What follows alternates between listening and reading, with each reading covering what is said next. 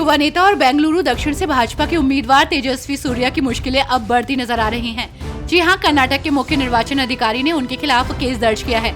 जहां राज्य मुख्य निर्वाचन अधिकारी ने ट्वीट करते हुए कहा कि तेजस्वी सूर्या के खिलाफ हाल ही में एक्स पर एक वीडियो पोस्ट करने और धर्म के नाम पर वोट मांगने के आरोप में केस दर्ज किया गया है। आपको बता दें कि इससे पहले भी कर्नाटक भाजपा नेताओं के खिलाफ चुनाव आयोग ने मामला दर्ज किया है। मैनपुरी लोकसभा से चुनाव मैदान में उतरी डिंपल यादव के साथ अब उनकी बहन पूनम भी नजर आएंगी। सेना से बीआरएस ले चुकी पूनम मैनपुरी पहुंची, जहां उन्होंने कहा कि हमें पूरा विश्वास है कि डिंपल यादव को जीत मिलेगी।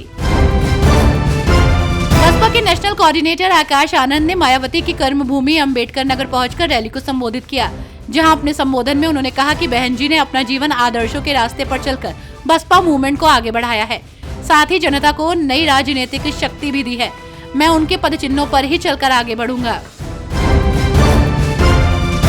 उत्तर प्रदेश के कासगंज में सपा के राष्ट्रीय अध्यक्ष अखिलेश यादव पहुंचे, जहां उन्होंने भाजपा पर निशाना साधते हुए कहा कि भाजपा सरकार ने नौजवानों की 1/3 जिंदगी बर्बाद कर दी।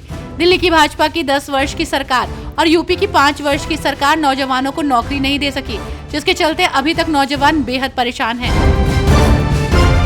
सपा के गढ़ यादव लैंड फतेह के लिए भाजपा पहली बार मुखर नजर आ रही है।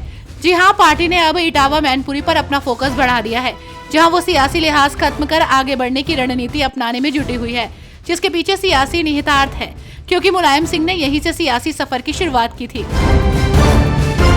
उत्तर प्रदेश के मुख्यमंत्री योगी आदित्यनाथ ने एक बड़ा बयान दिया है। सीएम योगी आदित्यनाथ ने कहा कि 2014 के बाद देश बदला और मजबूत हुआ है, सीमाएं सुरक्षित हुई हैं। अब तो हालात ये हैं कि कहीं जोर से धमाका भी होता है तो सबसे पहले पाकिस्तान कहता है कि हमने नहीं किया।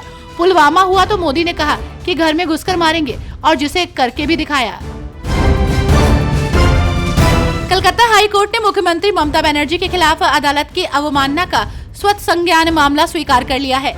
आपको बता दें कि अदालत ने दायर की गई 3 अलग अलग याचिकाओं के आधार पर इस मामले को स्वीकार किया है। आपको बता दें कि मुख्य न्यायाधीश टी.एस. शिवगर्णम की अध्यक्षता वाली अदालत की प्रशासनिक शाखा ये तय करेगी कि मामले की सुनवाई कौन सी पीठ करेगी। लोकसभा के दूसरे चरण के मतदान में कर्नाटक के उप मुख्यमंत्री डी.के. शिव कुमार की बेटी ऐश्वर्या डी.के.एस. हेगड़े ने भी मतदान किया। वोट डालने के बाद ऐश्वर्या ने राजनीति में आने के सवाल पर कहा कि उनका राजनीति में शामिल होने का कोई भी इरादा नहीं है, क्योंकि मैं एक शिक्षक हूँ और लोगों को शिक्षित करने का काम करती हूँ। असम की डिब्रूगढ़ जेल में बंद खालिस्तान समर्थक और वारिस पंजाब दे संगठन का मुखिया अमृतपाल सिंह पंजाब से लोकसभा चुनाव लड़ने जा रहा है।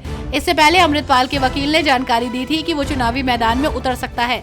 अब साफ हो गया है कि एनएसए के तहत जेल में बंद अमृतपाल पंजाब की खंडूर साहिब सीट से निर्दलीय उम्मीदवार के तौर पर चुनाव लड़ेगा।